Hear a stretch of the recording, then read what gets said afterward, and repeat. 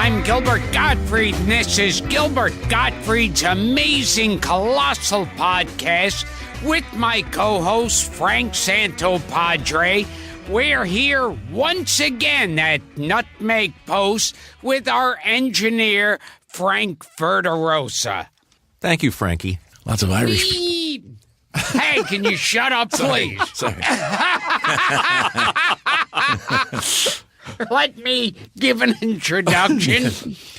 We don't get a lot of true Renaissance men on this podcast, but we're excited to be joined by one this week. He's a musician, songwriter, record producer, actor, and comedian who's worked with a long list of musical icons, including Cher, Harry Nilsson, Carole King, Celine Dion, Ozzy Osbourne, Joe Walsh, Burt Bacharach, Bon Jovi, and Hanson, to name a few. He co-wrote Aerosmith's Grammy-winning single, Living on the Edge, and produced no less than 9 albums for the legendary Ringo Starr.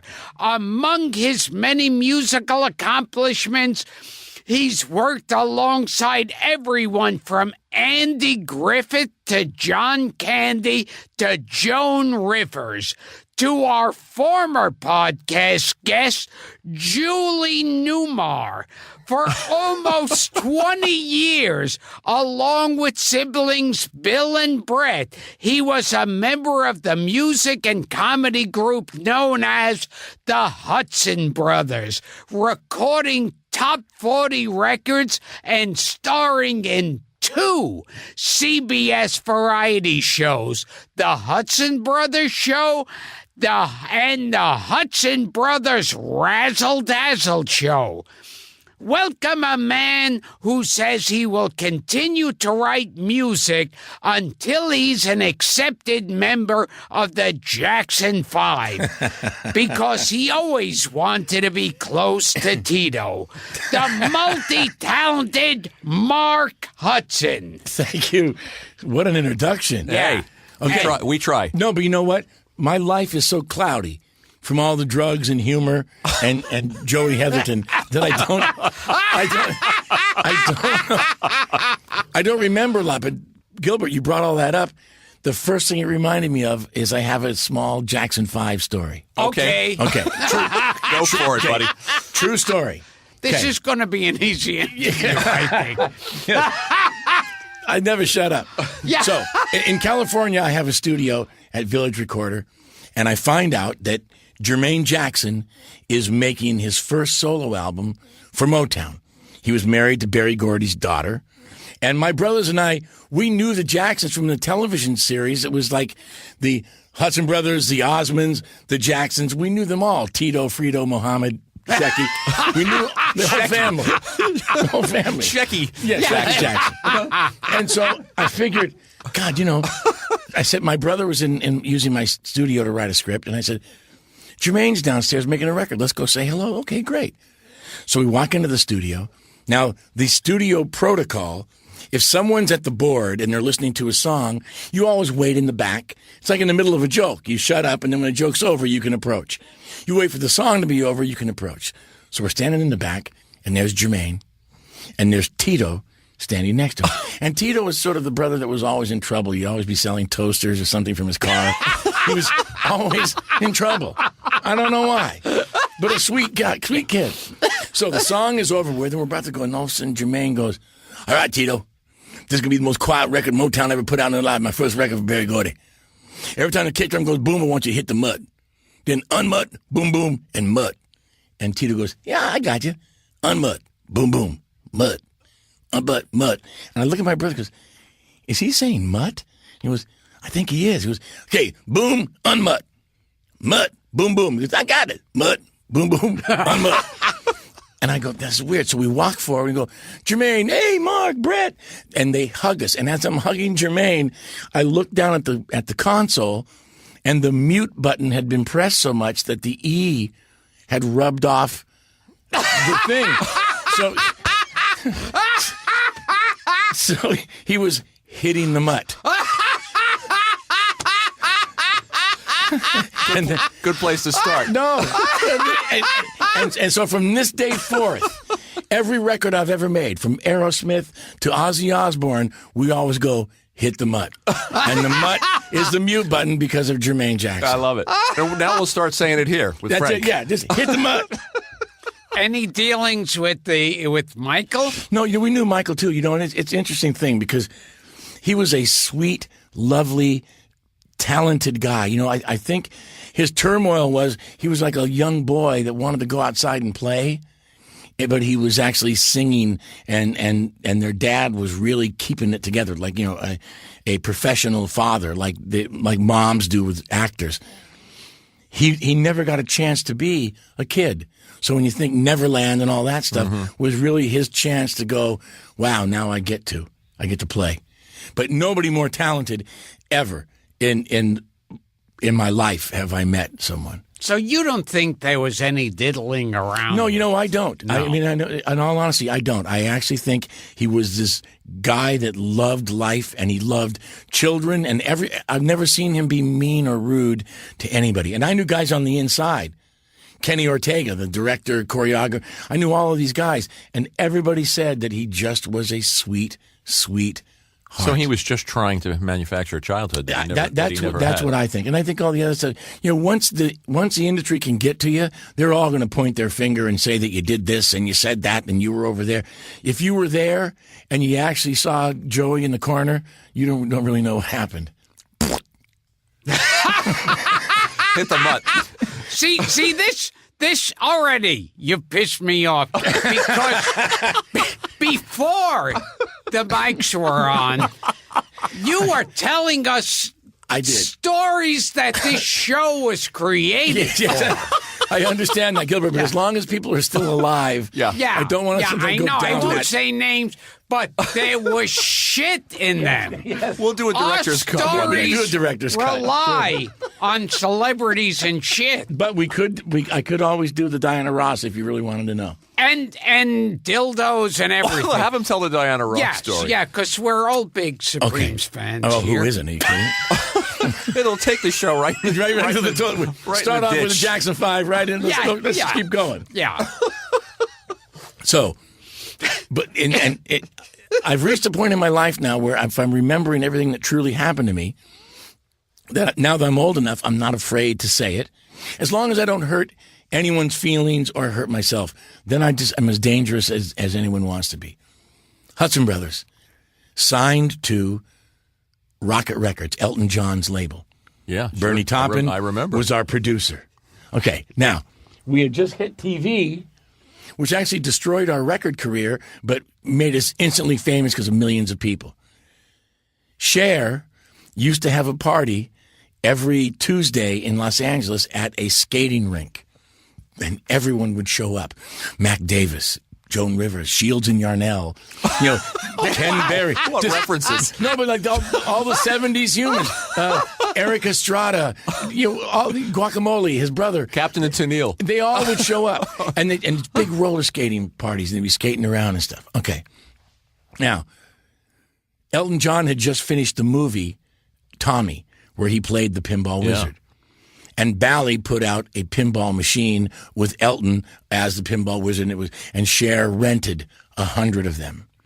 So my brothers and I, at this point, once again, young, cute, stuffed pants, ready to go. We could walk into a party in slow motion. You like the right stuff when you see the astronauts? Yeah. Except we knew how to do it, but in real time. And no one gave a fuck, but we were doing it anyway because we just thought it looked good that we were in slow motion. So we're walking into the party. And the three of us all at once, we were pretty cute. We were like, the Godfather minus Fredo. And we were walking in, and all of a sudden we see this lineup of people, and Cher's going around, oh, Mark Hale. And she's skating by with Mac Davis. All of a sudden, like directly in front of us is Diana Ross.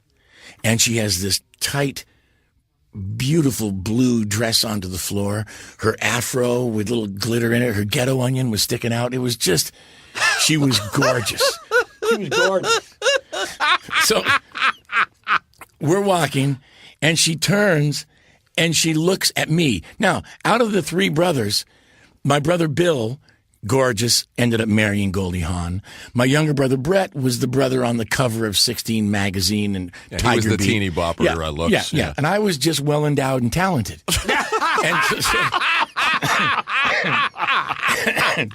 So she points at me and goes, "You."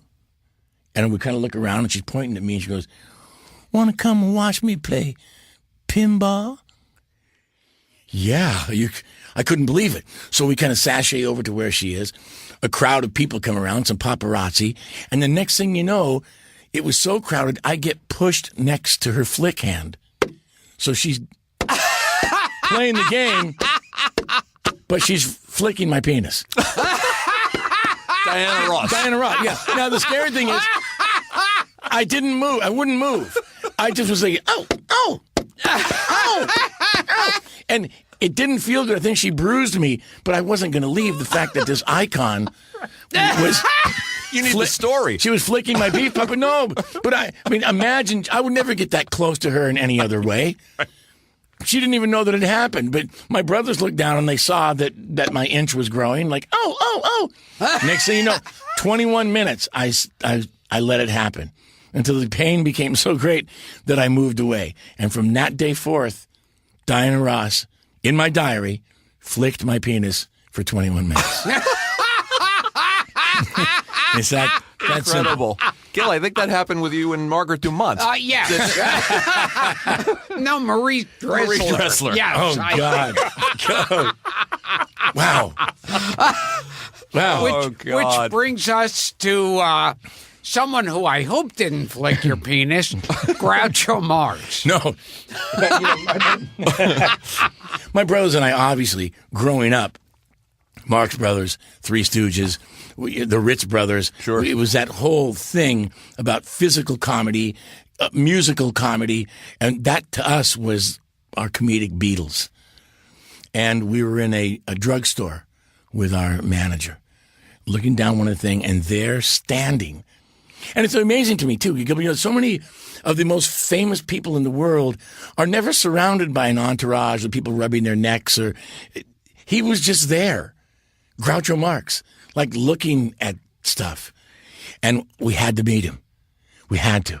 And we walk up and he sees us and he smiles, but he has that sort of cynical cockiness that stayed with him till the day he died. And he goes, "Yeah, what can I do you for?" He goes, "Hi, we're the Hudson Brothers." He goes, "I know, you're that musical aggravation." Great. I can't even believe that's the thing that he ended up saying to us. And there he was, and we talked for a moment, and it was sort of, and obviously, you know, my great uncle was Ed Wynn. And so I always would play that. Whenever I was around any sort of comedic icon, I would always play that card. And of course, he knew him. And then all of a sudden makes him feel safer that we're not stalkers about to kidnap him or anything like that. But he was absolutely wonderful and had not lost his sense of timing, which obviously is the key to any of it, is when to let it come out. And he knew it then, and he was in his 80s or something. I'll never forget it. Mm-hmm. The glasses, and he was Groucho. How cool. Now, I heard a story about one of the Hudson brothers who was asked to watch the bathroom. Oh, it's Brett's story. Yeah. That Brett tells a story that he was asked to stand guard while Groucho went to the bathroom. No, he did. Yeah. He did. No, that's true. It was not me. Groucho had to drain his inch. And he just said he picked Brett. He was at a party. Yeah, at a party. And he just said, because the party, Abe Hawk was the manager. And he always would throw these great parties where you would see Led Zeppelin, and then sitting over there would be Elizabeth Taylor. And then sitting over there would be someone from MASH. I mean, it was not, and Groucho knew Abe Hawk, the manager. And he wanted to go to the bathroom, and he just said, "You." And he didn't really remember us from the first time we met him, but it was, "You, come and stand guard." And my brother Brett got up, stood in front of the door, boom, while Groucho drained it. And, you know, it's kind of a Hudson Brother thing. I did it with Ravi Shankar at George Harrison's house. Wow. No, you know, we were at George Harrison's house, and it was about to be the big concert for him at Albert Hall. George had already passed away, and there was Thanksgiving Day. We were all at the house, and Ravi Shankar was there, and he goes, "I need to drain my papadum." And so he asked if I would take him. So we went arm in arm, and went into George's bathroom, and I stood guard as. Oh, Lord. And obviously, at that point in his life, Ravi had a rumbling prostate because it took like a week and a half. But it was worth it. You guys met everybody, and we'd be remiss, since we're talking about parties, if we didn't ask you about what you were telling us about outside, the Led Zeppelin story. Yeah, well, my brother and I just got signed to Rocket Records, and we had no money.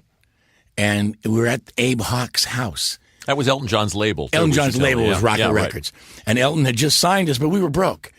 And the owner of the house said, I'll invite you to my party if you guys could take the wallpaper down in the dining room. Wait a minute, you're on the record label? At this point, you're being asked to take the wallpaper down. So we can go to this huge Hollywood party. So we take down the wall. We got stuff stuck on our face, but we did it. Why not? And there was this party, and we're sitting on the couch. Remember, we were young and green and so impressed by everybody. Jackie DeShannon shows up, and there she was. Elizabeth Taylor shows up, the most beautiful eyes you could ever look at. Then Elton shows up with his manager, John Reed, in a pink satin suit with a pink afro. And he looks at us and gives us a wave because he had just signed us and moves off into the other room. And we're just like looking around to see who we could see next. 3 Italian boys from Oregon. Oh, yeah. It's right. like, what? It's like, eyes wide open. Yeah, Joey Bag of Donuts. What the hell is going on? Right. And then all of a sudden, like the door opens and Led Zeppelin walks in. And if ever, when you can look at someone and they look like a star, these guys walked in and they looked the part. The swagger, the hair, the vest, the sort of smell of oud. It was just weird. And they walk in and we were going, Jesus, it's Led Zeppelin. It's Led Zeppelin. And they go to the bar and they would drink. They wouldn't have drinks like, hey, I'm having my mint julep. They would be downing like bottles of whiskey and scotch, but like we would do a 7-Eleven. John Bonham looks down and he sees Elton in the dining room flamboyantly talking to someone. And Bonham looks at Plant and goes, hey, look, it's the puff, which is British slang for homosexual. And they go, oh, yeah. And then Bonham goes, let's set him on fire. And we went, what? He goes, let's set him on fire. And they took out their Bics, put it on high, and went, and huge flames go, and they start walking slowly towards the dining room. And Elton sees them coming out. I don't think they were smiling. And we go, this has got to be a joke. They must know each other. They get closer and closer. And Elton goes, hi, runs. They chase him. Now it's like the Three Stooges. You see Elton go through a room. Led Zeppelin go through a room. Elton up steps. They go up steps. He ended up jumping in the pool. Elton with his suit and his wig and everything, just so they wouldn't. And they laughed and they walked out. Incredible. And that to me is going like, there's rock and roll. There it is. There it is. And in the same time, I hate to interrupt. Okay. No, go ahead. And you make it easy on us. You know the group Sparks? Yeah. The brother, he kind of had like the bad Hitler mustache with curly hair, and then the other good-looking one. Right. My brothers and I beat them up 3 times in London. When we were signed to Rocket Records, there was a place called the Pizza Express where you could go and get like an American pizza. And we were in there sitting down, and we look over and we see the guy that looks like Charlie Chaplin and the brother, and they're staring at us, and we knew who they were, and went, oh, yeah, there they are. He goes, you think you guys are going to make it? Well, you're not. We're brothers, too, and we're better. And we looked at each other like, what's up with that? And see, we go, and we would go between Gandhi and Gotti. And the Gandhi part was very peace and love, but the Gotti part, it was very Corleone. And so we look at him again, and the one with the little Hitler mustache gives us the finger. And that was it. We walk over to the table and we look at him. And because our timing was so great, we all waited for the right move. And then within one motion, it was their heads going boing, boing, boing against the pizza, and we beat them up.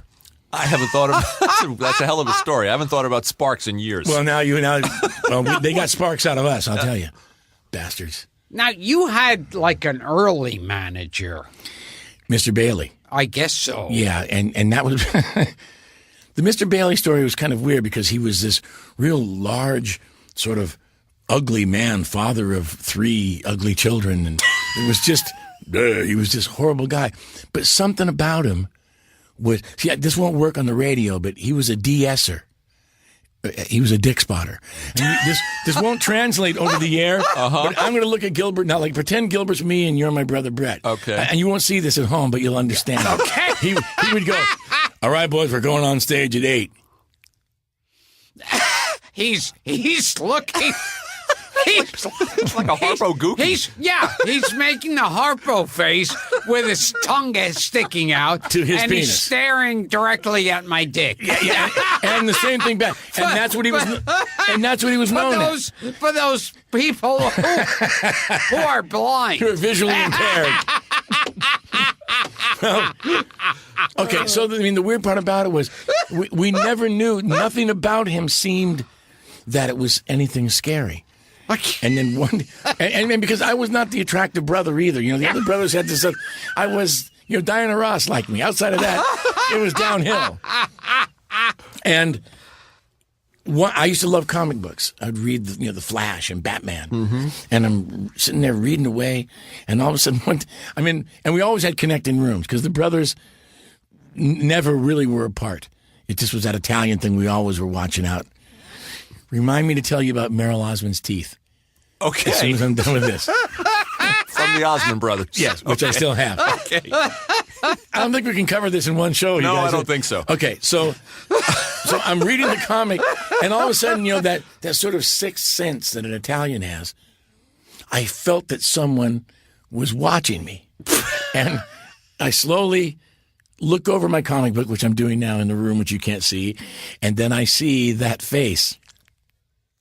Mr. Bailey staring. Okay, can I tell the audience? Okay.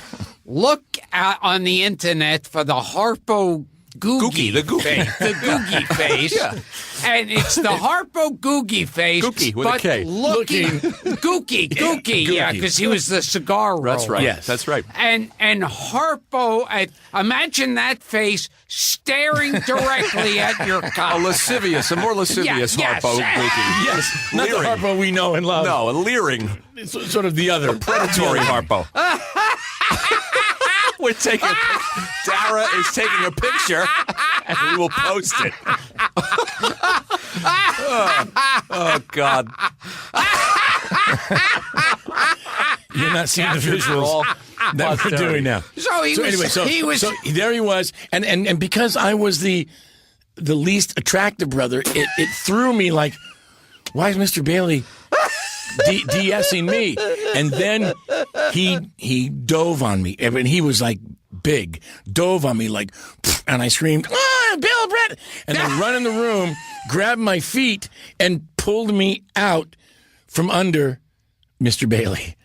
And then we physically threatened him like death.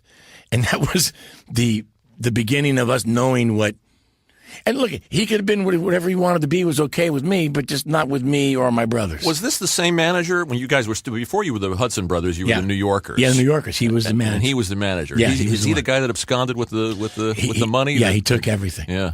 He took everything. And it doesn't seem like he's someone untrustworthy. No, but you know what? Yeah, but Gilbert, the scary thing. I would trust him with my safety. Me too. No, but the weird thing is, I was dragging you across the room by your feet. Yeah, but the early days, if you watch Vinyl now and on the TV show, we would sign anything if someone liked us. The early things of rock and roll, it's like, they really want me. And so they'll go out of your way to say, okay. Yeah, he really wanted you. Oh, yeah. Oh, yeah. I just think he wanted me because maybe the other two rejected him. So he was their choice. You guys had some success. You were the New Yorkers. You had a couple of records. You had did. Mr. Kirby. We did. And we also, we were on in those days in the 60s, the huge concerts. The headliner was Herman's Hermits. Yeah, I saw Mrs. Brett Brown, talking you've about got that. a lovely daughter. Yeah, sure.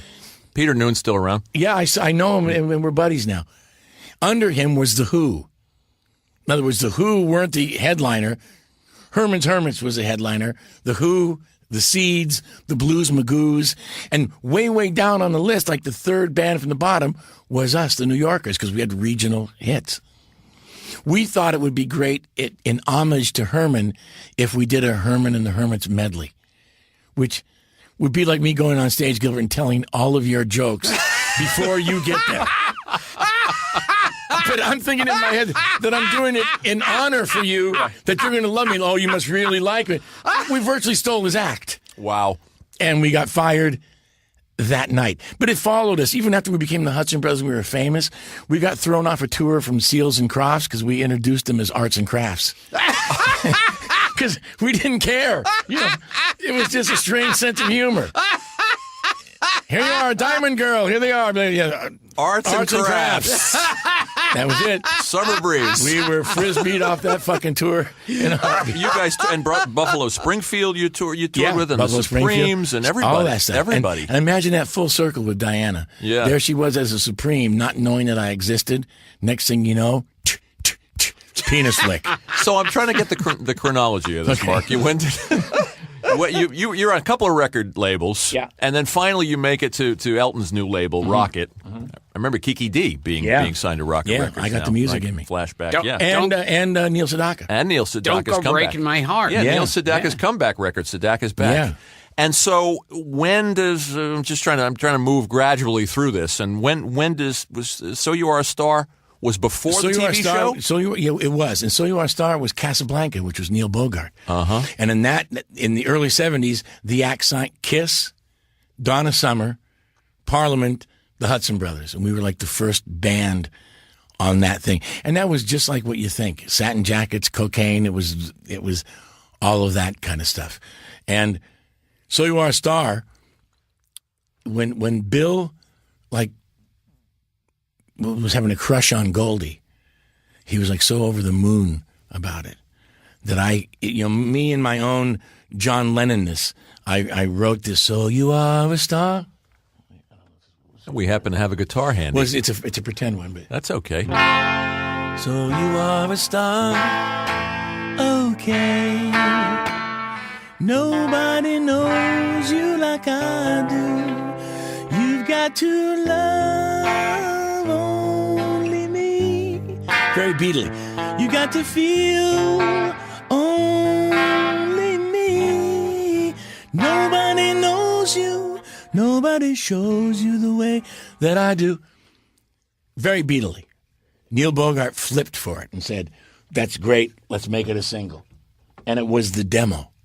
So it wasn't really like we went in like professionals. It was when I wrote the song, we went into the studio one night and put it down, and it became a top 20 record. Now, the big joke is cut to 30 years later. I'm producing Ringo, and we're mixing his album, Dave Gilmour from Pink Floyd, on his houseboat. And I'm back there at the piano, and so you are a star. And Ringo goes, hey, Mark, that's very Beatley. And I went, yeah, I know, that's what all the reviews said. Like, Rolling Stone said the best kinetic pop since the Beatles, and this huge compliment. And he goes, let's do it for your mom. So I have a version now that's on my solo album of me doing So You Are a Star with Ringo Starr. That's great. Playing the drums when it was Beatle-influenced. I mean, it goes to show you how the circle goes. You know, it's like... You were trying to sound like John? No, you know what? It's interesting because Ringo got mad at me once. I was singing background on one of his records. He goes, Mark, stop sounding like John, you bastard. I said, I can't. I'm just sounding like me. The fact that it is, I'm sorry. So I keep singing because it's the only thing I know. Either I go, when I sing high, it's more McCartney. When I'm lower, it's more Lennon. It's just my influence and what I am. So there was So You Are a Star, and when was Rendezvous? Rendezvous was afterwards. Okay. At that point, we were on Rocket Records, and we were drunk with members of the Beach Boys, Carl Wilson and Bruce Johnson, at Shay J's, this bar where pirates would go and sawdust on the floor and people's teeth. It was a weird place. And we were right. And all of a sudden I said, I love the word rendezvous. I don't know how to make it into a song. Now this was the one, and I haven't heard this for years, but that was, I want to take you on a rendezvous. That's the one. Oh, rendezvous. Yeah, it's good. Rendezvous. Why don't you take me on a rendezvous? Written by Bruce Johnson, By Bruce who wrote Johnson. I Write the Songs. Just to hear your version. Maybe we'll have you do a duet. If I do the remake, you're in. Well, no, but he performed with the Beach Boys, yeah, Gilbert. but you know what the weird thing was? They were great guys. And when we went in that night drunk into the studio and cut the song right there. Now, became another top 20 hit for us, but the bigger thing, when we connected to one of the Russian satellite, CNN played Rendezvous as that song when cool. they connected. And that's when it makes a difference to me, that kind of stuff. That's cool. Of course, great. Gilbert, you remember that song. Oh, yeah. Yeah, I'm expected to sing on every episode. Yeah. You've done great. You've done great. We'll Gilbert. tell you later the songs that he pulls out of thin air, Mark. So at what point, you got a couple of hits now, and at what point is it Chris Beard and Alan Bly who see you guys and decide these guys need a TV show? In fact, they saw us at that party when Led Zeppelin tried to Chasing Elton. Yeah, and the guy sat down next to me, and I was just talking to him like we're talking. And he went, wow, you're really, really funny. And my brother Brett sat down, and he went, who's that? And I went, it's my brother. And then more funny. My brother Bill, who had just read the Howard Hughes book that was written by his accountant about how to be a zillionaire, and my brother Bill was sort of obsessed with that, and he sat down and started quoting the book. Chris Beard goes, you guys are brothers. Yeah. We're signed to Elton. And the guy in the pool. And he goes, I produce Sonny and Cher. I want you to come down and meet my partner. Now, we had never done television in our life. And we only had one suit. We had a blue velvet suit. And we would take turns. One brother would wear the pants, one the coat, one the vest. And we'd always play like gin to see who got stuck with just the vest. And so we did that, went down there, met his partner, Alan Bly. Yeah, and Chris Beard went back to Laugh-In. No, I know. Yeah, it's Smothers Brothers. Yeah, all of that. Yeah. And the worst part about it was they asked us to do a screen test, and we didn't know anything about camera work at all. So we're in front of the camera, and the way TV was, if you remember, the 70s Variety, they'd go like, did you hear about the cross-eyed teacher that got fired? And then you have to look to camera 3 and go, he couldn't control his pupils. So you'd always have camera cuts that you'd have to make. We knew nothing. We'd look this way and the camera would shoot the back of our head. We started arguing. As soon as we started arguing, we did it in our brotherly, funny way.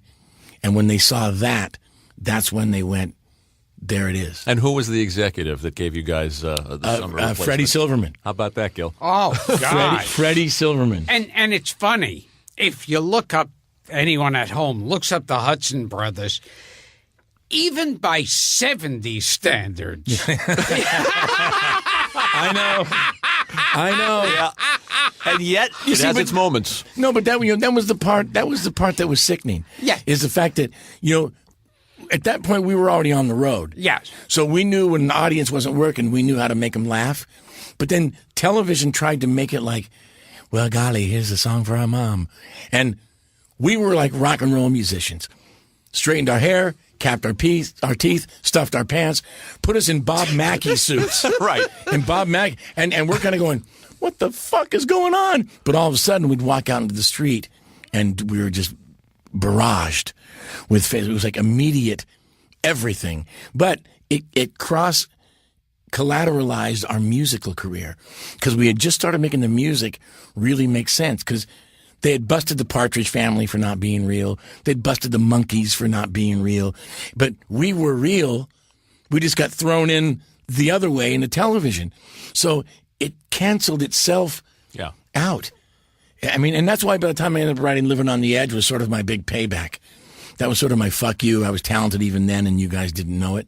Now, Donny Osmond always was angry at the fact that he was like, did the Donny and Maurice show, and he felt it hurt him. Just saw him 2 days ago. Yeah. Said he wants to do the podcast, by the way. Oh, yes? Great. Not to interrupt. Thanks for And he's telling me a now. good kid, too. Yeah. I wasn't going to tell you on the show. Yeah. No, he's a great guy. I used to work for him. He is a good guy. I wrote a talk show for him But years ago. that leads me into my Osmond story. Now, I'm telling you, I can't. I'm sorry. It's my fucking life. Okay, so we were with Bernie Taupin living in his place, and we needed a place in L.A. because we were about to start making the record. Now, remember, we kind of knew the Jacksons, the Osmonds, that family thing was around. So the Osmond family rented us their 3-story apartment right next to the Mormon Tabernacle Church in Los Angeles. Now, I know it sounds weird. This is already good. No, yeah, but it gets better. And my brother Brett, he was the youngest brother, and he had a crush on Marie. I'm sure he was like stabbing his bacon, thinking about her every other night. Stabbing his bacon. Yes, Okay. And when before we moved there, we were in our other apartment, and they would always show up in skinny ties trying to convert us into Mormonism. And we would throw grapes at them from our window. I know I want to beg for forgiveness now. We just would throw grapes. The Hudson brothers are flinging grapes out a window at the Osmond brothers. We just get out of here. You got a scoop. Merle, Sturl, Shecky, whatever they get out of here. Zeppo. You Mormon. Yeah, Zeppo, come on. But because my brothers and I had this sort of honor among thieves, if one brother really liked a girl, the other two would politely back off. It was really sort of a beautiful thing. Brett loved Marie. Okay, so we rent their 3-story apartment. It's going to be the 3 of us, and Bernie Taupin and his wife Maxine were going to come and stay there too when they were Tiny Dancer. Yeah, Tiny Dancer. So Bill, older brother, he was like the older brother, and he always sounded like Clint Eastwood. I get the first pick of the rooms because I'm the older brother. What? He was in Alan's room, the oldest Osmond brother. He was in the basement, this big oak, sunken, dark room that Alan had. Marie was on the 3rd floor in a pink canopy bed, and Brett stayed there stripping his wire, thinking of Marie whenever he could. He doesn't run out of metaphors. I love it. Whenever he could. So he was stabbing his bacon and stripping his wire. Right. Okay. Thinking of Marie. And Bill was staying in Alan's room, the big room of Alan. Now, I was going through sort of a Goldilocks period, and I couldn't get comfortable. I tried Alan's bed. I was trying all the beds of the other Osmonds, and I couldn't find one. In the living room, there was a painting. What do they call it? A Murphy bed? Yeah. And the Murphy bed came out of the wall, and it was right where the TV was, right around the shag carpet into the kitchen. I thought, this is great. That Brett could buff his bishop, Bill would be downstairs. I could go get some coffee. I could watch. Wait. What was that one? He buffed his bishop. He buffed his bishop? Yeah. Okay. And, all right. And I'd be happy. So I found my bed. Now, and this can't be taken wrong, but my family, Italian, and as you know, there's a lot of ethnic families that are very, very bigoted. They are. I got uncles. You know what I mean? Yeah. And I don't understand this, but most of my life, my Italian family, we had so many friends that were black, and we loved them or whatever. But my family, being this Guinea Italian thing, had this sort of thing.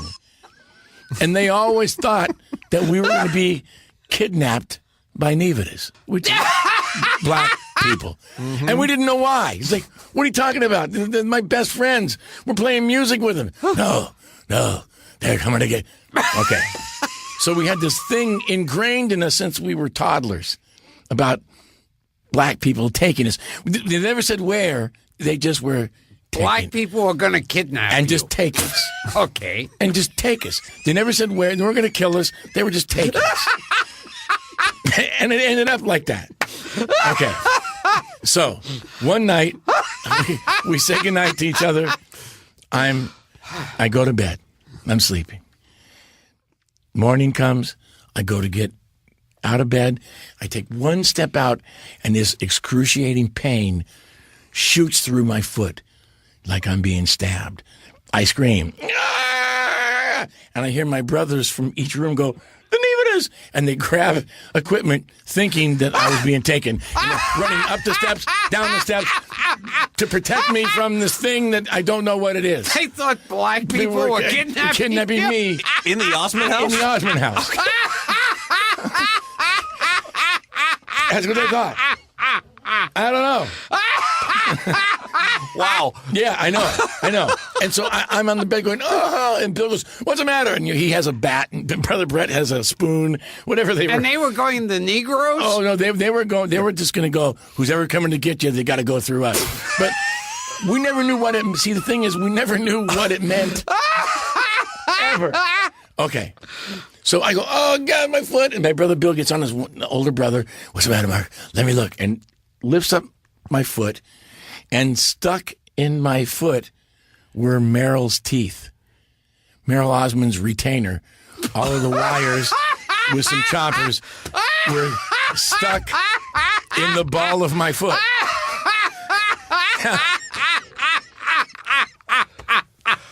Yes. In fact, I might even have a picture of it here, which I will share with you guys. Okay. I'll have to find it. But I was like, oh, and he went like, oh, and he pulled out the teeth, and on the thing it says Meryl's retainer. And because of the shag carpet, he must have lost him one night when he was stabbing his bacon. I don't really know. And I had his teeth stuck in my foot. You stepped on Osmond Brothers' teeth in the middle of the night. Yes, and then worse than that. On the show, we used to do the Mike Douglas show because Mike Douglas loved us. Yeah. And we would co-host, and we would always go to Philadelphia. And da-da-da. And one day, we're co-hosting the show, and Donnie and Marie were the guests. And Brett was just like, he had like tent pants because Marie was going to be close to him. And I had Meryl's teeth. And I with like me. that tent pants. Yeah, that's right. I had Meryl's teeth. And we're doing the show, and well, Brett, you're here with Marie, and there was that kibitz of, oh, Marie and Brett, oh, Marie and Brett. He goes, Mark, what's going on? And I said, well, not much, but I brought Meryl's teeth. And my brothers looked at me like, no, don't do it. Don't do it. And in my pocket, I pull out Meryl's choppers and show them on the Mike Douglas show. And I still have them till this day, which I will share with you guys when we're finished. You must. I didn't mean to digress. That's so go all right. on. No, It's all right. Believe me. I hope Donnie will still do the show. He'll do it. He's great. We've seen each other. He'll do it. He's great. Let's just go back quickly to Okay, I'm the sorry. Hudson Brothers. I digress. No, I just wanted to. Gilbert and I watched the show, and you made an interesting point. Yeah. That they were Chris Beard and Alan Bly really pushed you guys to be extra wacky on the show. And even though I was 11 years old, I always had a feeling these guys are more irreverent than this. We were so much more irreverent. You could tell. And it's really weird because John Lennon actually watched our Saturday morning show, and he used to call us the kings of Saturday morning, which I thought was really, really interesting. Razzle dazzle. Because he loved, because we were getting away with stuff. We would do stuff that you have to go back and look at. Not unusual to be hung like a dinosaur. It's really not unusual. No one knew. You said that on the Razzle Dazzle show? Yeah, we also did Mr. Sandman, Bring Me a Dream, I Need Some Uppers. We were doing stuff that nobody knew. And we'd have our hands around we were doing stuff. Those came out on DVD. They came out in a box set. Which we have nothing to do with, by the way. Right. I wonder if that stuff's still intact. The ownership of that, when in the old days you signed to CBS, it wasn't like you got residuals or anything. But we were so much more than that. And that was our biggest struggle, was to try to make some of that happen when we weren't allowed to be that. And be taken seriously as musicians. Yeah, you're right. And because they were busting all the guys for not being real, they said we weren't real, but in fact we were real, just doing very mediocre to bad comedy on television with Andy Griffith and Danny Thomas.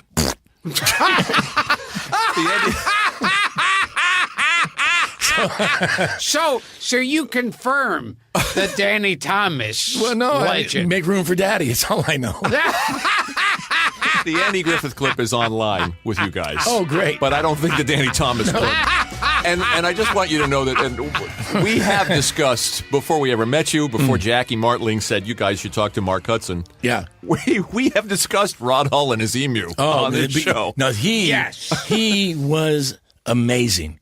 Now describe the act. Okay, he was an Australian man. A weird guy. And strange. And the story behind it's weird, too. And he had like a safari jacket with a fake arm, and his arm was up an emu's face and neck, and the emu body was attached to the thing. So he never let any of us know what the bird was going to do. Even though we knew what the comedy bit was, we never knew who he was going to attack, when or where. And I'm telling you, not being dramatic, violently clutched your head and choked, like really. It wasn't like, oh, we're doing slapstick. He was beating the shit out of us with the bird. But we loved him. And we at that point, you're younger and you can take pratfalls. Sure. We were looking forward to see what's he going to do this time, and it was funnier than it could be. Yeah, I urge our listeners to check out if you can find anything. On Rod Hull and his emu. And also, we point out that Bob Einstein was a writer on that Absolutely. show. And, Cos Johnson. Yeah. All of them. Steve Martin worked with you guys? Yeah, all of them. Yeah. All of those young guys were doing it then. Now, so it would always break into a fight. The emu no matter what. Would go crazy. Right. Now, and what happened to Hull? Well, one day we had finished doing a bit, and he'd beaten us up and knocked us over stuff, and it was time for lunch, and we walking toward our dressing room, and we hear Rod going, "You fucking bastard! I told you!" And he's like screaming, like I thought he was like yelling at his agent.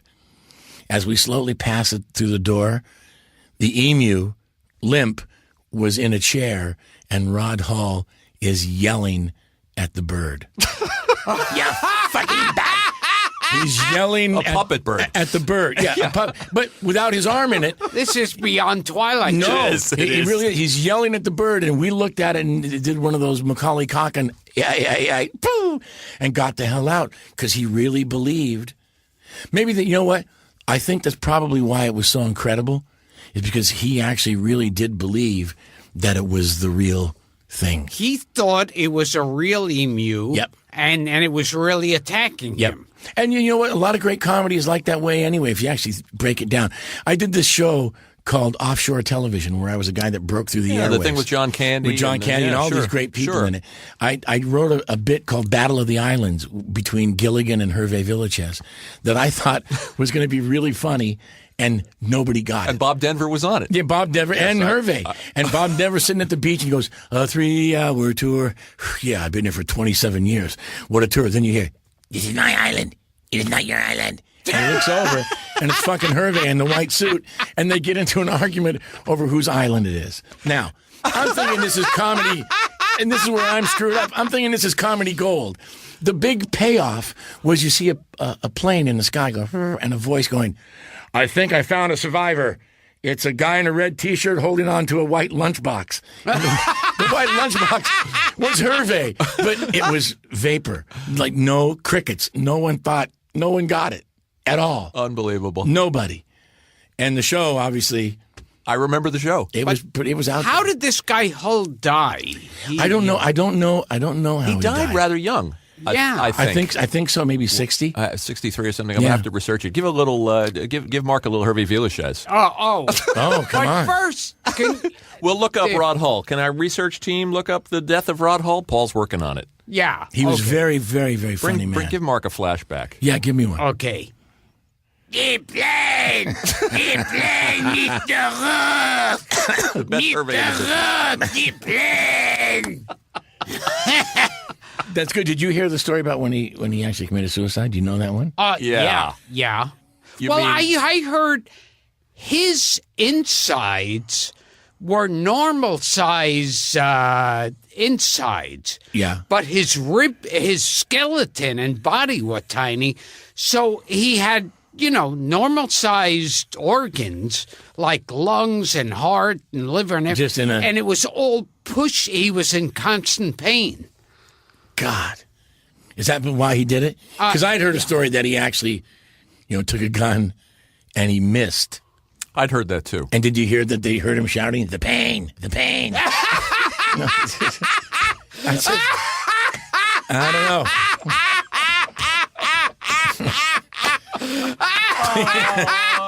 I'm sorry, Mrs. Villechaize. Oh, God. They're egging me on. Oh, Lord. I apologize.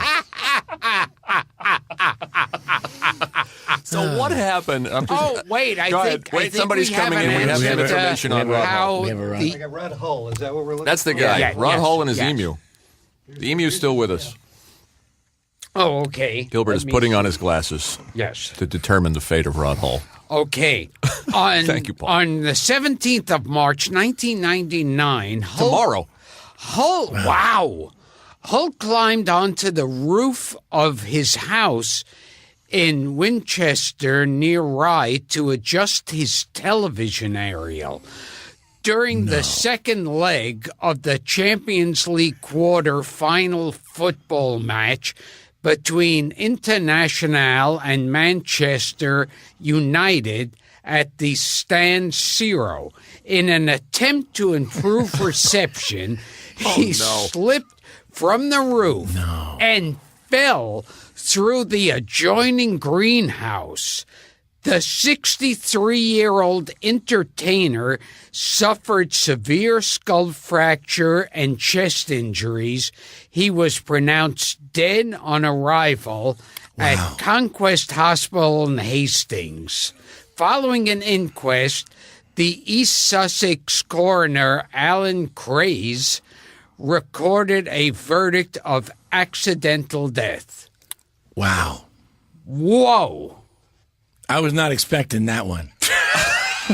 I wouldn't expect any other death from him. Probably not. Wow. Wow. You know what, though? Just with you reading that, Gilbert, I think you could do a series of children books about tragic celebrity deaths. That would be great. That's told to toddlers. As told to. How did Captain Kangaroo? And I got a Captain Kangaroo story. Oh, well, I saw a picture of you with Captain Kangaroo. You did? Yeah. Okay. Hit us. Am I talking too much? 'Cause I can be quiet. No. That's please. the show of stories. So my brothers and I love doing bad TV on purpose. We really had it was our career, but we really had no reverence. If everyone would have known us for what we really were like, we would have been the Marx Brothers. It really was that irreverent. We'd always do bad television shows, like we did the Brady Bunch variety show. Yep. But we did stuff that was bad on purpose. Oh, The Joe Franklin show whenever he would have us on. You did the Joe Franklin show. Yeah. He did this show. Yeah. Oh, did he really? Yeah. We just wanted to do it because of he was like a dead guy talking. Oh, God. Sorry, Poor Joe. We love you, Joe. And we wanted to do Captain Kangaroo. I mean, we all grew up. Captain Kangaroo. Who wouldn't want to do Captain Kangaroo? And at that point, the Muppets had already brought on, Sylvester Stallone and Liza Minnelli and all these big stars started doing the Muppets. So the captain started to follow suit with that. He asked the Hudson brothers to be on the show. And we went, yeah, you kidding? They sent us a script with the captain. It was great. And he signed our scripts. And there he was. And he had that voice, the captain's voice was, and we grew up with him. So we walk on the set, and there's the clock, and there's the Indian guy. Now, at this point, though, Mr. Green Jeans had gone south. He had his own Easter egg hunt. He didn't know. He didn't know what was going on.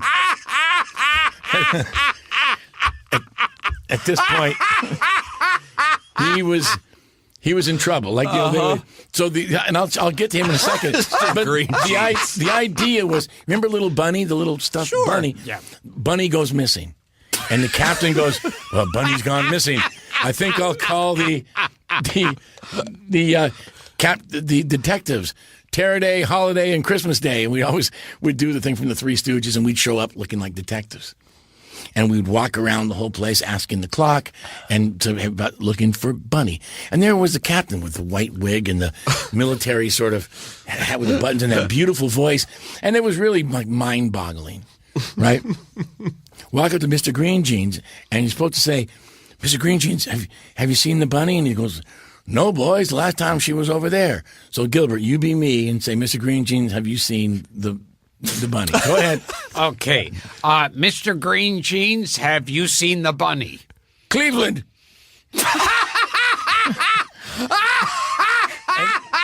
and we looked around like, what? What? Okay, ask one more question. And remember, we were good at ad-libbing. So when he said, "No, I don't think she's in Cleveland. I think she's somewhere here." Go ahead. Go ahead. Okay, we don't think he's in Cleveland. We think he may be here. Macaroni and cheese. And it was completely Just non sequitur. non sequitur. And so they walked up and said, Mr. Green Jeans, just point. Yeah, well, yeah, Thursday.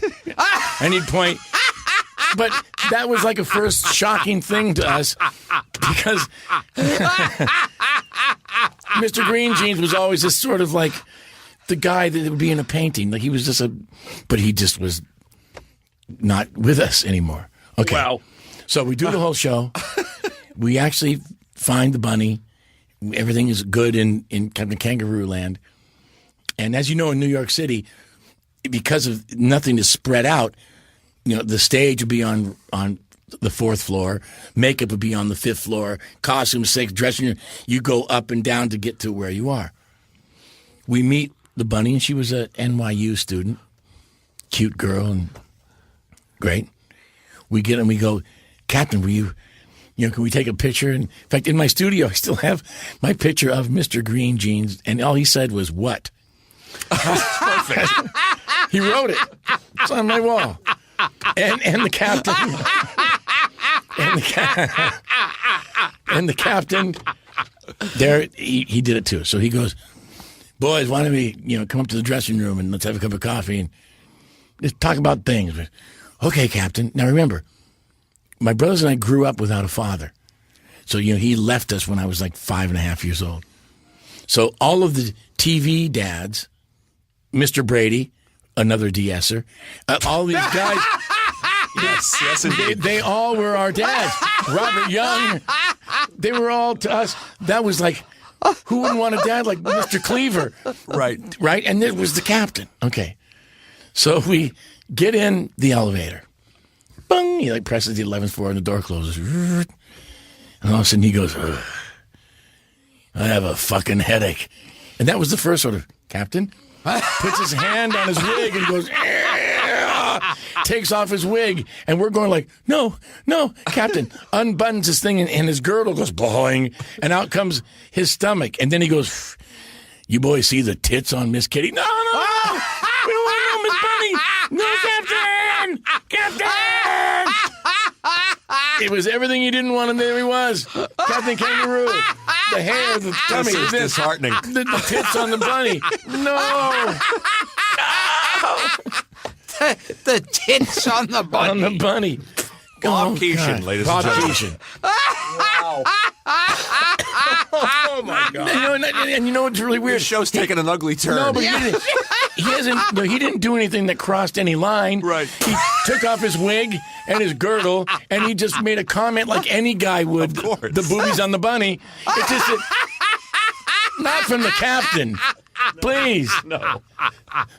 And Mr. Green Jeans was kind of painful, too. We didn't want to, make fun of him or anything. It just was sort of, so non sequitur. He was, wow.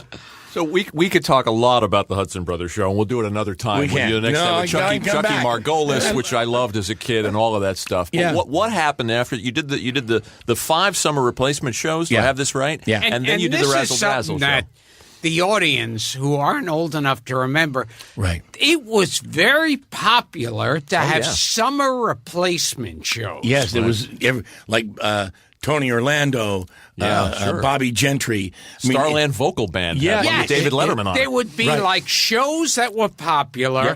and during the summer they'd go on vacation. And they would have a replacement show. And Yep. we were at that point, we were already regulars on the Sonny and Cher show with Bobby Van and Freeman King. Murray Freeman King, who, by the way, who admittedly was the only black man that had no rhythm. No, he virtually would say I don't sing, I don't dance. Oh, come on. And and he clapped on the 1 and 3. I worked a good job in the city. No, you can't do that. We lost Freeman. No, did we? Freeman passed, and Billy Van. And Billy Van, was yeah. it, yeah. Billy Van also passed. I did a lot of research on these guys. Wow. But Murray Langston, the unknown comic, still with us and active on Facebook. I'm still in touch with, Yeah, with we gotta have him with on. Murray. Very funny. The unknown comic. Yeah.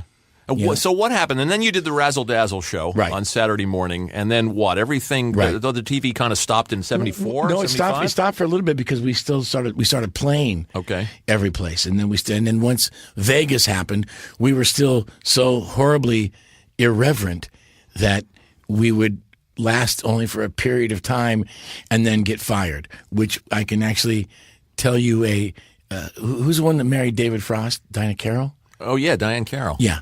We opened for her. At this point, we were drunk and bored, and all the band members they were all like Italian guys with hair on their nose, on their nose, and we would sit there and we do our set, and it just was, and she'd always come out being so professional that she was great, and like we can never get ourselves to be professional, like real professionals, like, midnight and the kittens are sleeping and they're staring at a spot in the sky where there's no audience.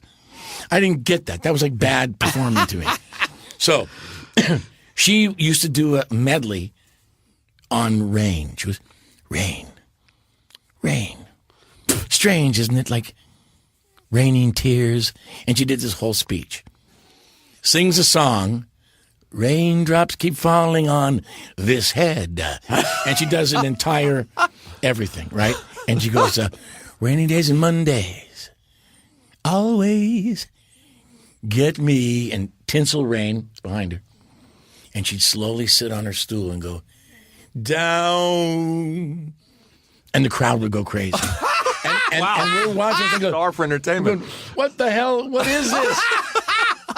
What is this? So, one night, we're fucked up, and we go, let's have some fun with Diana Gill. And we're thinking that we're always going to be forgiven. Like, it's like us with each other. No matter what we would do, it's all for the good of the laugh and the fun. Yeah. It was not really like that in real life. So my brother Brett gets a whoopee cushion, takes her stool, opens it, and retacks it. And she comes out with opening song, the band, ba, ba, ba, ba. She goes, how about those zany Hudson brothers? Aren't they something? Oh, the Sharks have. Bow. Goes into Mac the Knife. Yeah. And then she goes, take it, guys. And my brothers and I paid $100 to 3 guys in the band, and we stood up and, don't play horn. Horns. And she's with her back looking at us like, you fucking assholes. And she goes, aren't they zany? And we run off, knowing that she's pissed. Okay. So she's thinking that was the only bit. The Monday song wasn't till the end. So, and we knew all that. See, that's if there would have been a reality show, if they would have followed us then, we would have been the Mark because it was our real life. So it gets to that, how about the rain? Sometimes it's good. It feeds the plants. Sometimes it takes care of your broken heart. Raindrops keep falling on this head. And the crowd's really into it like this. Gets all the way to the end, and the 3 of us are at the side of the stage waiting. And she's standing up. And she goes, rainy days and Mondays. Always cried. Gets me down. She sits and goes, and blows an air biscuit, and she jumps back up, and she looks at the, she goes, I'll tear your fucking hearts out. And she ran after us. And we're running, like through the hall. I'll fucking kill you. She's going to kill us. Incredible. Okay.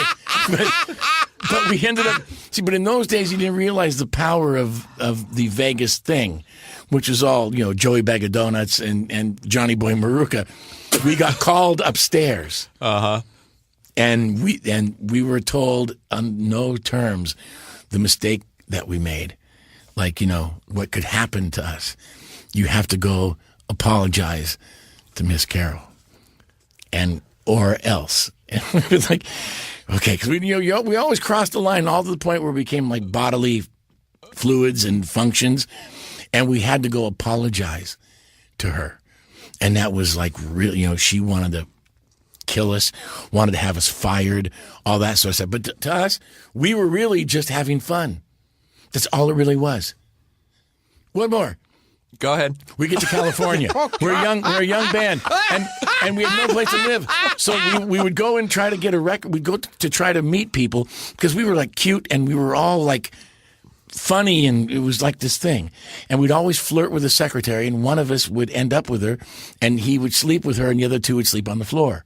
So we had a place to stay. So we get a phone call. I needed brothers, man. And Kenny Rogers in the first edition. Sure. I just dropped in to see what condition my condition was in. We knew it was Kenny Rogers in the first edition, and we also knew they had a girl in the band with huge eyelashes and like childbearing lips. And we thought, ooh, let's go see if we can get in that. He asked if he had a good harmony band. And the three of us could harmonize. You know, it was great about the Bee Gees and the Osmonds. A lot of the family bands, once you start singing, the harmony just comes out and it's great. We go to Torrance, and there's Kenny Rogers. And he had like the Elvis. This is where he wasn't country yet. He was... Oh, something's burning. Yeah, he was rock and roll guy. And he had like Elvis glasses, but he had blue eyes. One blue east, one blue west. When he took his glasses off, he was like Streisand. But yeah, I think the lens drew his eye in or whatever. But once he took them off, it was just like, lady! It's like a Jerry Lewis thing. and so we sang all night, harmony, just double tracking all night. And remember, we were broke. So we do the, hello, hello, hello, with our hands out, waiting to see what we're going to get paid. He gave us $8 each and said, here, boys, go buy yourself some meat. To this day, I don't know what that meant. Go buy yourself some meat. He didn't say a burger. He didn't say, some fish. It was some meat. Disturbing. Yeah. Now when I hear that song in The Big Lebowski, I'll always think of this story. You see, there you go. These are some cards that came from Jackie. Did you guys do The Wizard of Oz with Margaret Hamilton? We did. And that was a claim. The original. They asked us to do The Wizard of Oz at the Muni Opera in St. Louis, which is that whole circuit, like 10,000 people, and they're all paid to go. And Margaret Hamilton was the witch, like the real witch. And she was old, but as soon as she went, I'll get you, my pretty, there it was. Now, another one of those things where we crossed the line. Dorothy, her name was Karen Wyman, a New York Jewish girl, kind of Broadway, sang just like Judy Garland, but her accent was like, look out, a twister. There's a twister over there. Sorceress. He wants a heart. Well, just give him one. And no matter how hard she tried, she was this other thing. I've been waiting so long. Just send me back to Kansas. Okay. So we were the three idiots, right? I was the lion. And I nailed it. Good, Burt Lahr. No, it was great. That was good. The king. That was me. Brother Bill was the Tin Man. Well, golly, I need a heart. And Brett was the Scarecrow with all the things. We wait for the last night. And Margaret Hamilton loved us because she saw that we were idiots, and she came from an era at MGM where idiots were popular. Yeah. So she looked at us like, oh, those guys, and we had such a great time with her. It's the last show, 10,000 people, Muni Opera, St. Louis, and she never could get rid of. When she sang, it was heaven. When she talked, it was Hebrewonomics. Where are we going? Just not Dorothy-like. So she's saying, oh, I'm going to miss you most of all. And she gives this guy a hug. She goes, I'm really going to miss you. And at the same time, we all said, we'll pray for your New York accent. And she turned around and she goes, I'll fucking get... And we all were mic'd. I'm going to fucking kill you. And this is Dorothy. I'm going to fucking kill you. And we're running around the stage as she's trying to murder us. It made the newspapers or whatever. We were running around, and it was so great. She got a hold of me on Facebook last year, and I answered her back, and she goes, I've never forgiven you. And I said, it was decades ago. We would never do anything like that now. Hilarious. No, we wouldn't. And I said, do you still have the bad accent? Do you still do hard G's? Talking. In fact, so my brother Brett and I actually wrote a sketch once about the Hard G family. And it was a husband and wife sitting at the counter going, honey, yes, darling, I'm worried about our son, Greg. What? What's going on? He goes, he's lost his G. No, that's impossible. So they called down his son. He goes, hey, what's going on? Hey, Mom, what's happening? What's happening? He goes, son, you want keys to the car? And he goes, yes, I'll be going. And the G was always delayed. And we tried to make it work. It was an oil painting. It's pretty smart. Yeah, well, hey, you don't know until you try. Yeah, right. Oh, and tell Smart us for the room. about Too Ed smart. Wynn. Ed Wynn, my great uncle. And first do an imitation of Okay, him. well, I mean, I hear that you do a pretty good one too. Yeah. He was so funny, but he was real. He was that in real life too. It's so interesting when you see an actor or somebody and they're nothing like what they are when you see him on screen. He was exactly. So what's going on, boys? We want to have some fun. You just want to sit here and shoot the shit. Now, there's a story that not too many people know about Ed. He got a chance to play for Al Capone. I think late 20s or whenever it was. Chicago. Curtain opens up. All the mob is sitting there. Al Capone. And on the stage is a stand-up microphone and a huge bun made from a deli, like huge. Nothing. 5 minutes, nothing. 10 minutes, nothing. You hear people getting uncomfortable, like, what's going on? All of a sudden, hands go through the thing like this, open it up, and it's Ed Wynn. And he steps out and goes to the mic and goes, excuse me for stepping out of my role. And he left. There it is. Wow. Excuse me for stepping out of my role. No. Comedy. He was your great uncle. My great uncle. So Keenan Wynn was your uncle. And that's why he was in all of our film Yeah, shorts right. and He's our in movies and all that. Hysterical. And the Bounty Brothers. So Keenan Wynn? Keenan Wynn was my... Wow. Yeah. And, On your dad's side or your mom? My dad. It's a pretty talented... Dad's side. My dad's sister. Pretty talented family when you think about it. Obviously, Kate Hudson, my niece, Sure. who's lovely and talented. Her brother, Oliver, my nephew, who's on TV, he was on Nashville and a bunch of shows, and good-looking guy. My daughter, Sarah, wrote Dark Horse for Katy Perry. Wow. And as a writer. So all of this thing has kept it going. My cousin, Keenan Wynn's grandchild, is on Broadway here doing Beautiful. Wasn't Tracy Keenan And Wynn? Tracy he wrote Longest Yard. Yeah, TV, Yeah, so I mean, the screenwriter. family just goes on and on and on. She's Right. pretty damn good and almost famous. Oh, she's great. And beautiful human. How do you like, too. Gilbert, that Kate Hudson has the same blood as Ed Wynn? That's scary right Blowing there. my mind. You want to talk a little bit about music? You've done so much wonderful stuff. Tell us about, before we get on to you producing for Ringo and all of that stuff, tell us a little bit about Harry Nilsson. Because he's come up on the show. The Hudson brothers did, I guess the Lord Must Be in New York City. I love that one. Harry Nilsson song that he had written for Midnight Cowboy that didn't get picked up. And we cut it, and we met him, and we became friends. And then later on, we became like great friends. And I produced his last album before he died.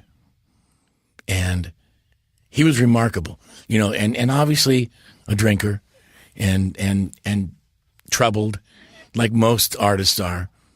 But we finished the record, and he died the next night after he finished the last vocal.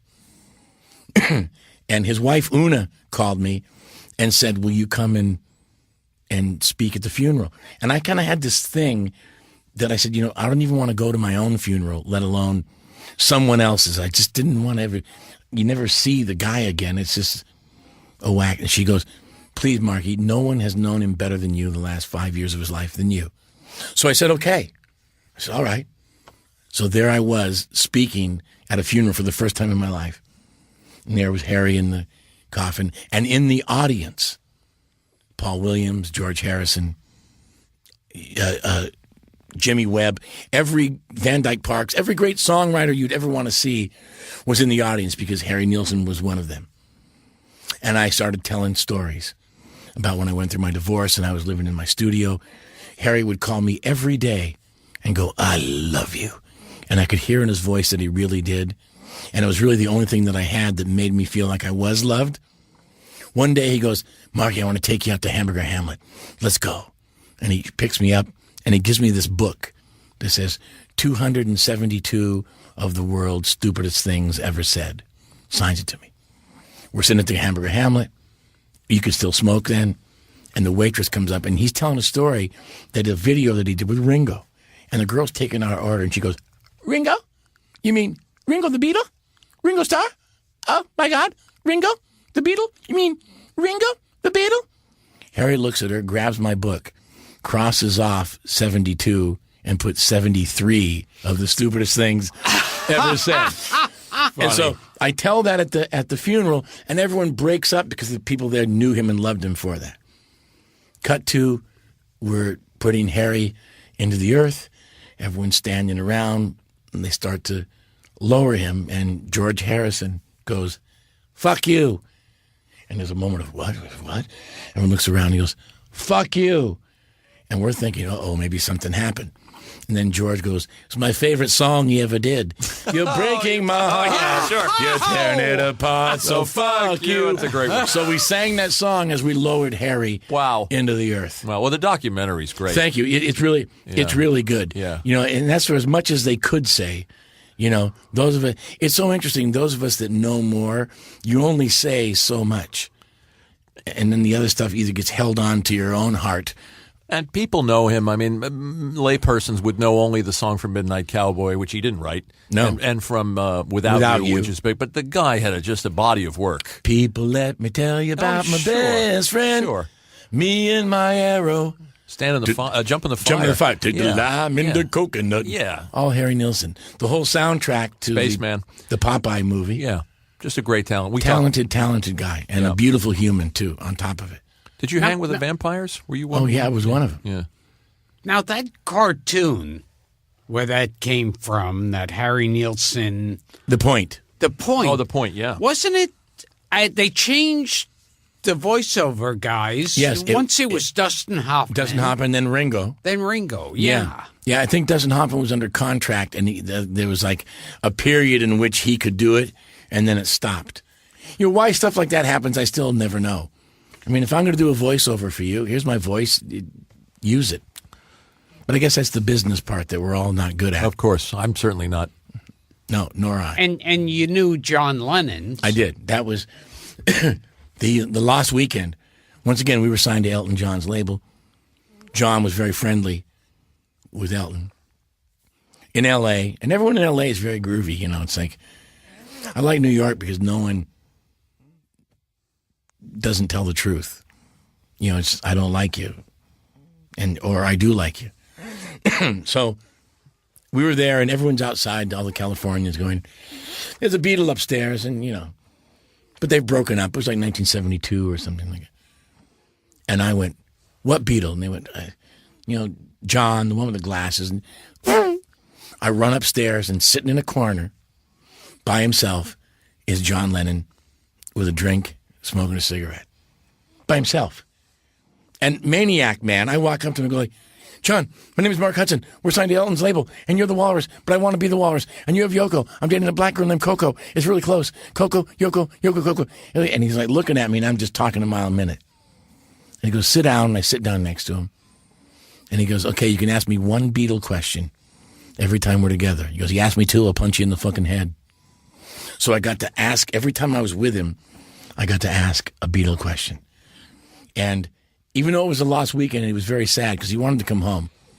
He wanted to come back to Yoko. They call it the weekend, but it was actually like 17 It was long. months or something, yeah. Yeah, and he was very, very hurt. And whenever an artist gets hurt, we take it out in drinking and being horrible. But he was always... Elton would take us to clubs that were very, very strange. Like it was like everyone had hair. You know when you have a beard and you use the same attachment that does your hair and your beard? That kind of G.I. Joe. Oh, yeah. Ken doll sort of thing.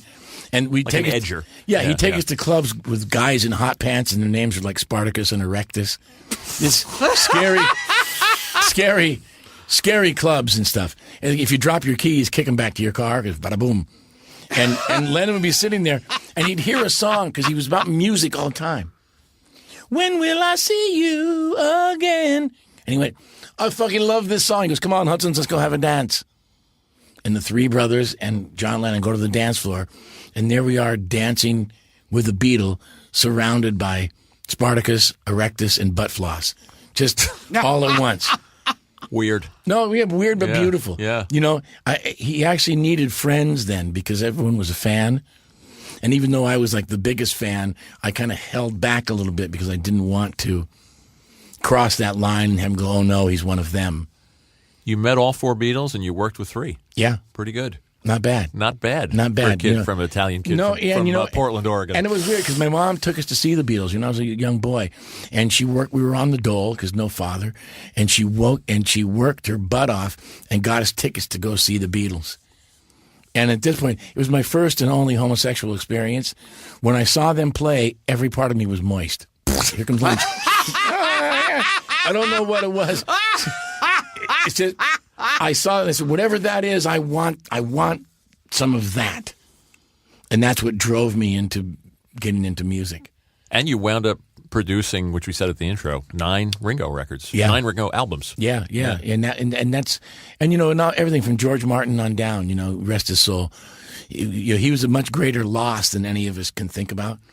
Because we always see the act, but we never see, once again, the Wizard of Oz, the man behind the curtain.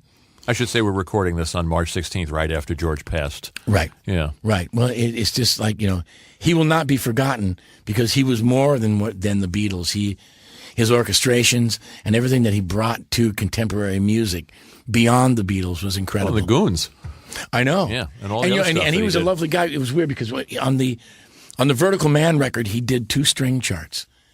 And I'm sitting in the studio, and I'm the producer, but standing right next to me is the greatest producer of all ever, as in George Martin. And the cellos the song was called King of Broken Hearts. And George Harrison had played a slide guitar. It was like beautiful. But the cellos did this descending, and it was wrong. And he looked at me over his glass. He goes, Mark, you look befuddled. You look stymied. You look confused. Is everything all right? I went, well, I was hoping that the cello, I was afraid to say it to him because he is the guy. He's George Martin. And I went, I wish that they could be, I wish they sounded more like, and he looked over his glasses and said, walrusy? And I went, yes, walrusy. And he went out and changed the position of the microphones, and the orchestra became, and there it was. It's just like, I'm really, really fortunate. Yeah, what Besides a great thing being to be with you, part of. Mama Luke's. Yeah. My life has been pretty good. Mama Luke's. That is a good word for Do us. you think the Beatles could have existed without George Martin? No. I think what ended up happening, I think the organic talent was there, but I think what they didn't know was the musical part that he brought to them. They were like a rock band, and all of a sudden he started doing harpsichord parts and started doing string arrangements and started doing all this other stuff that they didn't know. But, later on when I got to know him, he would be talking and he would say, in the end, I was learning from them, which is a great sign of a great producer. He knew when all of a sudden they knew what they were doing. So he sat back and watched them do everything, the experimenting, all that stuff. And that's the sign of a great producer. So he was like, in all those years, like the invisible Beatle. Oh, yeah. Everything. All the rain. In fact, Let Me Take You Down Strawberry Fields, they cut 4 times and went on holiday, and George Martin put it together with the backwards tape and all that stuff. That he put it together while they were on holiday. And then obviously they brought it back and they tweaked stuff like you knew that they would. He was the 5th Beatle. No question about it. We have barely scratched the surface, and we've been in here, almost 2 hours, Frankie? Close to... Huh? 1.5. 1.5. I apologize. You know what? No. I'm sorry, you guys. Once I know that I'm safe, I start talking beyond what I should. No, Mark, it's a treat, and there's so much stuff that we didn't cover. You still haven't told us about who shit in the living room. I don't remember. I'm sorry. I blacked out after the smell of curry. You come back with us another time and talk about all kinds of Brian Wilson, and we'll talk about Ozzy, Aerosmith, you name it. And Aerosmith, and you were in a Martin Balsam movie with William Demarest. Oh, my God. Wow. And I mean, we do deep research. He and Alice was great, Cooper we could talk about. And there's a whole bunch of stuff. A whole bunch of stuff. And then stuff that you don't even know. And hopefully, we'll do it again. next time you're back, those people you told us about will be dead, and you'll be able to tell those stories. Every story. I wanted to plug your album, The Artist, which is fun. Thank you. And Happy is a fun song and really catchy. And so many people in the video. I don't know if you've seen the video. Yes, I did. Robert Downey and all these people Gary Oldman, turning up. I saw Gary Oldman. President Clinton. Yes. I shot everybody, too, because I direct my own videos. So take us out with something. I think I will. Tell us what you want to plug. Okay. I don't know when this is coming out. Probably about 3 weeks. Okay, so 4 weeks, maybe? April 18th, I do a show at the Iridium here in New York, 51st and Broadway. The Iridium, Monday on the Hudson. I do one Monday each month. Well, we'll get it out before the 18th. Okay, if you can. And then just come and see me. And if not, like I tell the first story about being Italian. My grandfather, Giuseppe Salerno, would put me on his lap. I was a toddler. He'd bounce me on his lap. And I didn't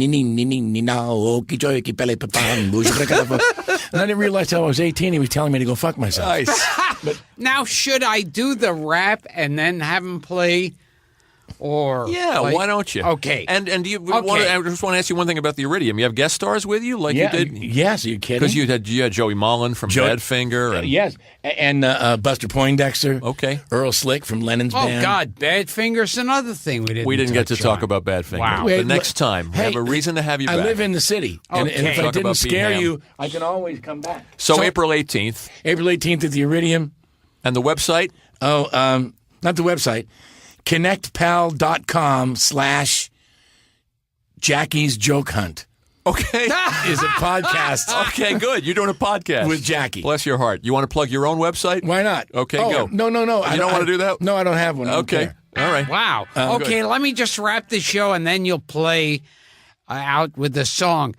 This has been Gilbert Gottfried's amazing Colossal podcast with my co-host, Frank Santopadre, here at Nutmeg Post with our engineer, Frank Verderosa, and a guy who's done everything. Yes, he has. Music, comedy, and has seen some very beautiful celebrity shit in a living room, most importantly. And he saw Mr. Green Jeans lose it. Yes. he saw Cleveland. Mr. Green Jeans lose it, and he watched his brother stab the bacon. So, ladies and gentlemen, Mark Hudson. Okay. Thank you, Mark. You're very, very welcome. Let me make sure. It's been a ride. Let me make sure this is on.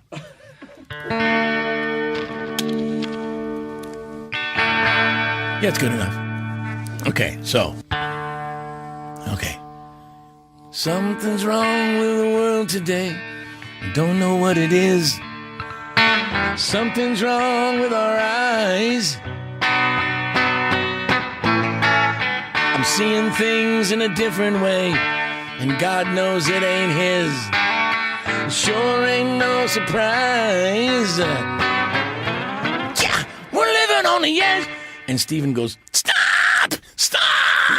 I've never seen a mouth that big in my life. There was a Puerto Rican family having lunch on his tongue. Just, John Lennon's in the room. John Lennon's in the room. And he felt it. So I then do the song. It becomes a huge hit. It wins a Grammy. It pays for my divorce, my penis extension, and other things in my life. But the song,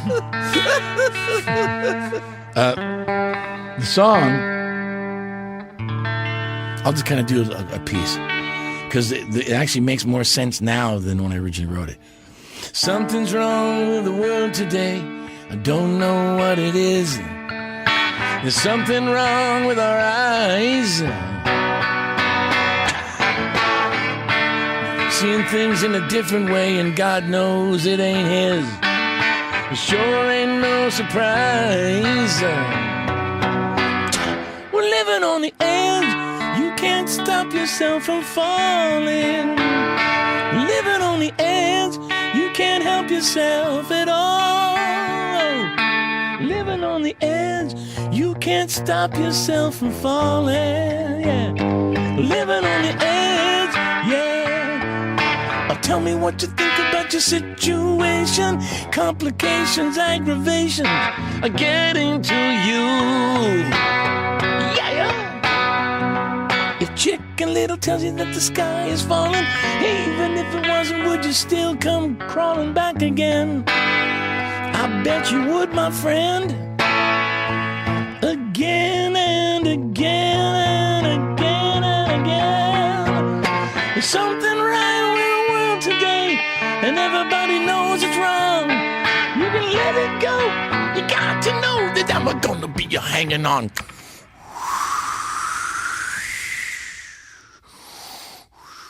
Go buy some meat. I'm living on the edge. You can't help yourself from falling. Living on the edge. You can't help yourself. You can't help yourself. You can't help yourself. You never gonna help yourself. You can't help yourself from falling.